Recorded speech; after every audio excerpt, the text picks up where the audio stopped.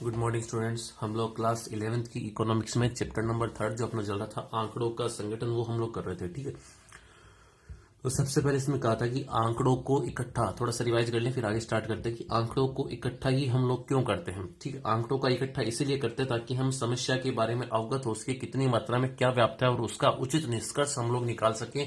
जो भी नीतियां निर्माण करना है उस समस्या के समाधान के लिए वो हम कर सके, इसलिए हम आंकड़ों को इकट्ठित करते हैं। अब बात आती है कि आंकड़ों को इकट्ठित करते हैं तो उसमें अलग अलग गुण और विशेषता वाले आंकड़े होते हैं। अब उन अलग अलग गुणों और विशेषता वाले आंकड़ों को समान गुणों और विशेषताओं के आधार पर उनको वर्गीकृत करना जरूरी है, तो क्योंकि जब तक आंकड़े बिखरे होंगे हम उनके आधार पर निष्कर्ष नहीं निकाल सकते। ठीक है, इसका एक एग्जाम्पल भी बता रखा था कि जैसे ये आपको एक डायग्राम दे रखा है। ठीक है, कि एक जो भी एक जो ये पुराना सामान वगैरह जो कबाड़ी का सामान कहीं ना कहीं इकट्ठा करता है और इसको एक अगर अपने स्टोर में रखता है, तो जो भी उसका बिजनेस है, जो भी व्यापार, अगर ये आपने देखा होगा इस डायग्राम में दिखा रखा है, ये व्यवस्थित तरीके से नहीं है। व्यवस्थित तरीके से मतलब इसके पास है, ठीक है, लेकिन इन्होंने सही उचित तरीके से व्यवस्था नहीं कर रखी। वही बात डाटा में है, आंकड़ों में है कि अगर आपने आंकड़े इकट्ठा तो कर लिए, लेकिन अगर आपने आंकड़े इकट्ठा करके उनका वर्गीकृत सही तरीके से नहीं किया तो आपके आंकड़े इसी डायग्राम के अकॉर्डिंग होने वाले जिसमें आप निष्कर्ष नहीं निकाल सकते। ठीक है, इसको और एक्सप्लेन करूं कि वर्गीकृत जो होना सही जरूरी है कि आपको सही निष्कर्ष सही विधि का प्रयोग कर सके और सही विधि से जो सही निष्कर्ष निकलेगा उसका हम लोग कहीं ना कहीं उसको यूज में ले सके। तो यहां पे जो बता रखा है कि जो भी आपके आंकड़े हैं जो उनको सही गुण और विशेषता के आधार पर उनको वर्गीकृत करना चाहिए। जैसे इस यही बता रखा है कि अगर ये कबाड़ी वाला है, अगर ये अपना बिजनेस जो है सही तरीके से संचालित करना चाहता है तो इसे जो भी अपनी जो शॉप दिखा रखी है उसमें अपने जितनी भी सामग्री इसने ओल्ड जो भी मटेरियल इसके पास जो सामान दिखा रखा है, ठीक है, जो भी अखबार रद्दी बोतलें वगैरह जो भी है, इसको उचित तरीके से व्यवस्थित करना चाहिए। ठीक है, जैसे रद्दी वगैरह अलग रखनी चाहिए, कोई कांच की बोतलें है वो अलग रखनी चाहिए, प्लास्टिक को अलग रखना चाहिए, ठीक, कोई धातु वगैरह उनको अलग रखना चाहिए। उनमें भी जैसे लोहा, पीतल, तांबा, एल्यूमिनियम, ये सारे अलग अलग इसके रख के इलेक्ट्रॉनिक आइटम जो है उसको अलग रखना चाहिए। तो जब ये व्यवस्थित तरीके से करेगा ना तो अपने व्यापार का सही तरीके से संचालन कर पाएगा। ठीक है, ये रहा देखो, अब इसने व्यवस्थित तरीके से रख रखा है, देखने में अच्छा लग रहा है और कहीं ना कहीं ये जब अपना व्यापार करेगा तो बहुत इजीली है इसको टाइम, समय और इसकी धन दोनों की कहीं ना कहीं इसको फायदा मिलने वाला है। ठीक है, अब यहीं पे देखो कि जैसे हम ही मान लो हमारे पास बहुत सारी बुक्स हैं, ठीक है, और हम अपनी बुक्स को अगर सही तरीके से मेंटेन नहीं कर पाते, सही तरीके से उनको व्यवस्थित नहीं कर पाते, सारी बुक्स को एक साथ अगर हम रख देते हैं, ज्यादा मात्रा में बुक है, तो आपको कहीं ना कहीं किसी विषय की बुक को ढूंढने में बड़ी समस्या हो सकती है। ठीक है, और वही अगर आप अलग अलग कॉलम बना के रखते हो अलमारी में या अलग अलग जैसे भी है कि ये इतिहास की, हिस्ट्री की है, ये अकाउंट्स की है, मेरे पास अकाउंट्स की इतनी बुक है, इकोनॉमिक्स की इतनी बुक्स है, तो वो कहीं ना कहीं जब आप बुक्स को ढूंढोगे तो आप डायरेक्ट उस जो भी आपने बना रखी है हेडिंग भी इसमें इसमें मेरे को या यहाँ मेरे को है इकोनॉमिक्स की बुक मिलेगी, यहाँ अकाउंटेंसी की, तो उससे रिलेटेड उस सब्जेक्ट से रिलेटेड जितनी बुक है वो आपको एक जगह पर इकट्ठा मिल जाएगी। तो वर्गीकरण आपके श्रम और समय दोनों की बचत करता है। वर्गीकरण कैसे होता है? वर्गीकरण समान गुण और विशेषता वाले जो भी है डाटा उनको एक जगह इकट्ठा करना ही वर्गीकृत कहलाता है। फिर आता है अपरिष्कृत आंकड़े। अपरिष्कृत आंकड़े क्या थे ये भी हमने पढ़े थे। अपरिष्कृत आंकड़े जो थे अत्यधिक अव्यवस्थित समग्र जो आंकड़े कहलाते हैं, जिनको सही तरीके से व्यवस्थित करना ही अपना अपरिष्कृत का मतलब है। अपने अव्यवस्थित आंकड़ों को ही अपरिष्कृत आंकड़े जो बता रखा उनको सही तरीके से व्यवस्थित करना आपको आना चाहिए। ठीक है, अब हम लोग यहां से पढ़ रहे हैं कि आंकड़ों का वर्गीकरण कैसे करें। वो तो अंदर मैंने बता दिया, अपरिष्कृत यानी जो बिखरे हुए समंक है, वर्गीकृत कैसे करें, समान गुण और विशेषताओं वाले समंकों को अलग अलग रखना जिससे श्रम और समय की बचत होगी। ठीक है, अब उसके बाद अपरिष्कृत आंकड़े हमने देख लिए किस तरीके से उनको व्यवस्थित तरीके से हम लोग रख सकते हैं। ठीक है, ये सारी चीजें हमने पढ़ी थी। अब अपन नेक्स्ट स्टार्ट कर रहे हैं, इसी में अपना टॉपिक है आंकड़ों का वर्गीकरण। आंकड़ों का वर्गीकरण कैसे करें? अब आंकड़ों के वर्गीकरण में गुण या समय के आधार पर भी हो सकता है, गुणों के आधार पर भी हो सकता है, मात्रात्मक आधार भी हो सकता है, अलग अलग वर्गीकरण हो सकता है। अब उनको समझेंगे, ठीक है, उनको एक्सप्लेन करेंगे भी कौन सा आंकड़ा वर्गीकरण किस तरीके से हमें करना है, उसको हम समझने की कोशिश कर रहे हैं। किसी वर्गीकरण, यहां से स्टार्ट हो रहा अपना, किसी वर्गीकरण के वर्ग या समूह कई तरीकों से बनाए जा सकते हैं। आप अपने पुस्तकों को विषयों, इतिहास, भूगोल, गणित, विज्ञान आदि में वर्गीकृत करने के स्थान पर उन्हें वर्णमाला के क्रम में लेखकों के आधार पर वर्गीकृत कर सकते हैं। ठीक है, अथवा आप उन्हें प्रकाशन वर्ष के आधार पर कर सकते हो। ठीक है, ये इस ईयर से रिलेटेड है, या इस ईयर पब्लिश हुई थी उस ईयर से रिलेटेड है, या इंग्लिश के अकॉर्डिंग वर्डमाला के अकॉर्डिंग या मीनिंग लिख के आप उनको अलग अलग कर सकते हो। आप इन्हें किस प्रकार से वर्गीकृत करना चाहते हैं यह आपकी आवश्यकता पर निर्भर करता है। भाई आपको इजीली कैसा रहे, किस तरीके से आप कैसे समझते हो मेरा बिजनेस क्या है, या मैं अपनी बुक्स को कैसे व्यवस्थित करूं, वो आपको समझना, आपको सही तरीके से वर्गीकृत करना होना चाहिए। क्योंकि जब भी आप किसी विधि को यूज करते हो तो वहां पर आपको दिक्कत उसमें नहीं होनी चाहिए।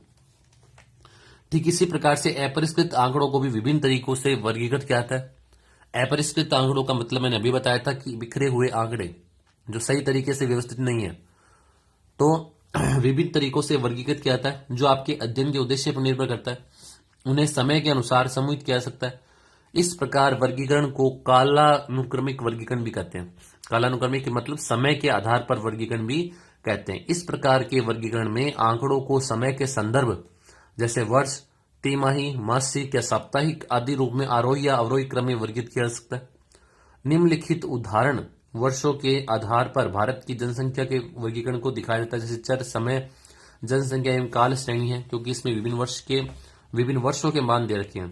तो काल क्रमानुसार मतलब समय के आधार पर, तो ये जो बता रखा है कि विभिन्न ईयर के आधार पर आपकी जनसंख्या क्या थी वो आपको बता रखा है। ठीक है, ये तो आ गया समय के आधार पर, कि समय के आधार पर आप वर्ष, मासिक, त्रैमासिक, साप्ताहिक जैसे भी आप उसको रिप्रेजेंट करना चाहो अवरोही अवरोही क्रम में उसको वो कहलाता है, तो आपकी समय कालानुक्रमिक यानी समय के आधार पर वर्गीकरण कहलाता है। नेक्स्ट पढ़े स्थानिक वर्गीकरण के अंतर्गत आंकड़ों का वर्गीकरण स्थान के आधार पर, जैसे भौगोलिक स्थितियां, जैसे देश, राज्य, शहर, जिला, कस्बा। ठीक है, स्थान के आधार पर जो वर्गीकरण किया जाता है, जैसे विभिन्न देशों में गेहूं के उपज को दिखाया गया, तो वो क्या आ गया स्थानिक वर्गीकरण। ये देखो अलग अलग देशों में कितना कितना प्रोडक्शन हुआ, इसको हम क्या कहेंगे, समय के आधार पर नहीं बोलेंगे, इसको बोलेंगे स्थान के आधार पर वर्गीकरण। ठीक है, तो दो वर्गीकरण हमने पढ़े, एक आ गया अपना समय के आधार पर, एक आ गया स्थान के आधार पर। समय के आधार को बोलेंगे कालानुक्रमिक वर्गीकरण और स्थान के आधार पर बोलेंगे स्थानिक वर्गीकरण।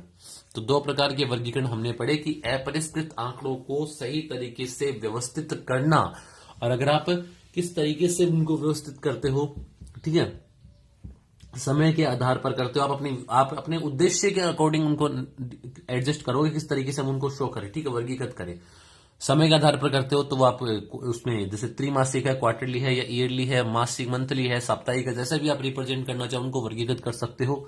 वो कहलाता है समय के आधार पर वर्गीकरण, जैसे ये डाटा आपको बता रखे हैं। और स्थानिक वर्गीकरण में जो आप किसी स्थान, शहर, कस्बे, राज्य या जो जिला है उनके आधार पर वर्गीकृत करते हो तो वो आपके स्थानिक वर्गीकरण कहलाते हैं। ठीक है,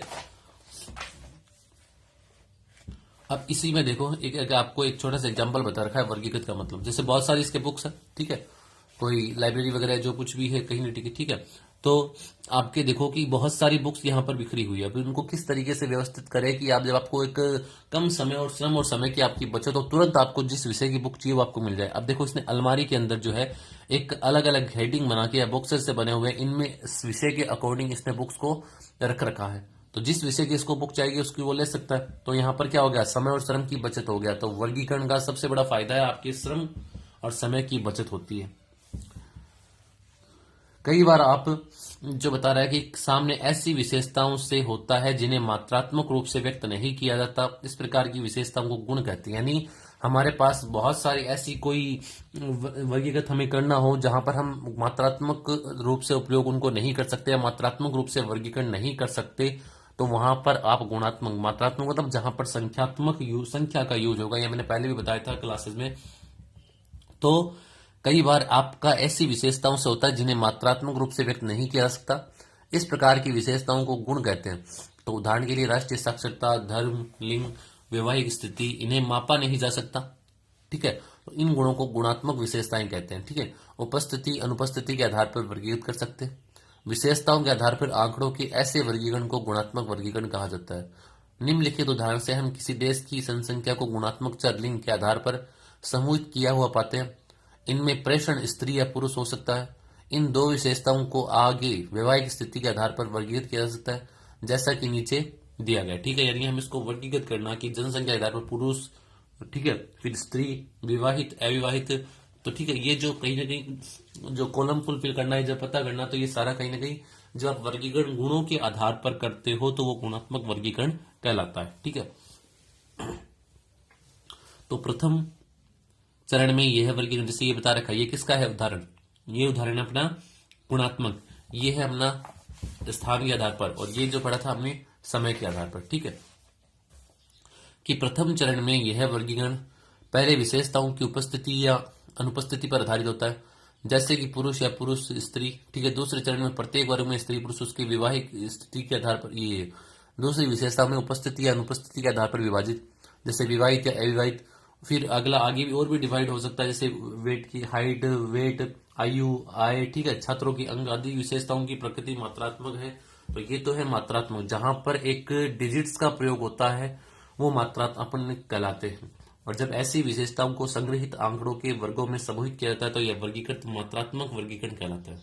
ठीक है, जैसे अब ये जैसे आज छोटी सी आपको क्रियात्मक गतिविधि बता रही है, किस तरीके से आप डाटा इकट्ठा करते हो, तो वहां पे भी डिपेंड करता है इनको यूज करते हुए।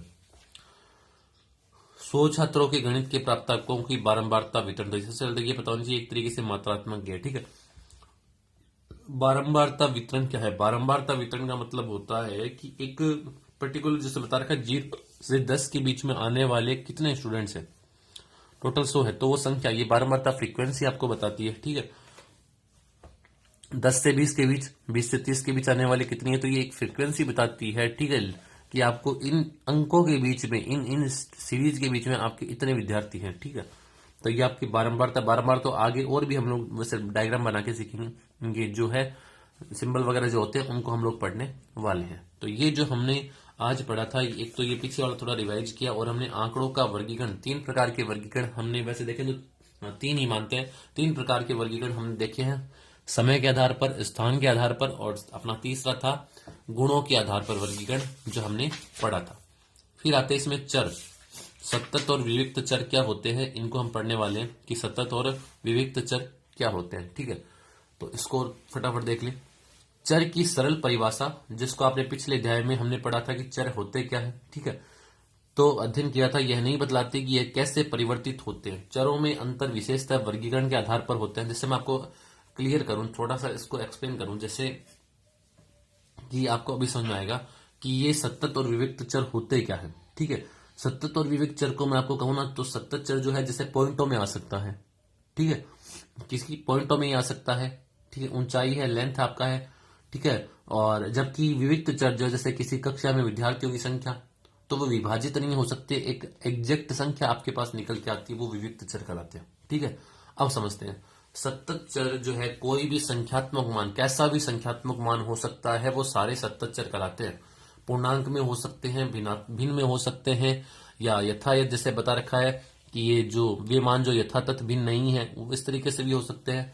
उदाहरण के लिए मान लीजिए एक छात्र का कद 90 से 150 सेंटीमीटर तक बढ़ता है, तो उसके कद के मान उसके बीच आने वाली सभी मानों में से हो सकता है भी, जब उसका कद बढ़ेगा तो जो है 90, 95 सेंटीमीटर, जैसे भी है, इसके बीच आने वाले सभी मान को प्रकट करता है। यह संपूर्ण संख्या आने वाले मान ही प्रकट, जैसे 90, 100, 108, 105। इसके साथ ही यह भिन्नात्मक मान जैसे 90.85, 102.35 आदि भी हो सकते हैं। तो जो पूर्णांक नहीं है, इस प्रकार, यानी पूर्णांक जो नहीं एकदम उनमें, और जो है पॉइंटों में आपका कुछ हो सकता है। तो इस प्रकार ऊंचाई चर किसी भी कल्पित मान को अभिव्यक्त करने में सक्षम है, और इसके मानों को अनंत श्रेणियों में बांटा जा सकता है। सतत चर के अन्य उदाहरण भार, समय, दूरी आदि है। सतत चर के विपरीत विविक्त चर केवल निश्चित मान हो सकते हैं। इसके मान केवल परिमित उछाल से बदलते हैं। ये उछाल एक मान से दूसरे मान के बीच होते हैं, परंतु इसके बीच कोई मान नहीं होता है। जैसे बता रखा है, जैसे छात्रों की संख्या है तो आपकी एग्जैक्ट होगी, पॉइंटों में नहीं हो सकती। 25.5 हो गई, 26 हो गई। ठीक है, ये एग्जैक्ट बताता है पूर्णांक में होगी ये संख्या 25 है या 26 है। ठीक है, इसकी अपेक्षा इनका मान या तो 25 होगा या फिर 26 होगा। हम देखते हैं जब इनके मान 25 से 26 में बदलता है तो इन दोनों के बीच में भिन्नों में इसमें नहीं लिया जा सकता। तो कहने का मतलब है ये विविक्त जो है वो पूर्णांक में ही आपको देखने को मिलेंगे, और जो सतत चर है वो आपको पूर्णांक में, भिन्न में, और ये पॉइंटों में वगैरह आपको देखने को मिल सकते हैं। तो ये हमने आज पढ़ा है इसमें चर, सतत और विविक्त। नेक्स्ट क्लास में हम आगे देखेंगे, बारंबारता सारणी को देखेंगे, डायग्राम को देखेंगे, बारंबारता वितरण कैसे होता है, वर्ग अंतराल कैसे निर्धारित होते हैं, निम्न श्रेणी, उच्च श्रेणी, मध्य बिंदु। ठीक है, अलग अलग कैटेगरी वाइज ये फ्रीक्वेंसी हम लोग, मिलान चिन्ह हम लोग पढ़ने वाले हैं किस तरीके से डिसाइड होते हैं आपने वैसे पढ़ा भी होगा पहले। तो ये सारा का सारा जो था हम नेक्स्ट क्लास में पढ़ने वाले हैं, ठीक है। तो आपको जितना करवा दिया उसका रिवाइज करना है। Thank you.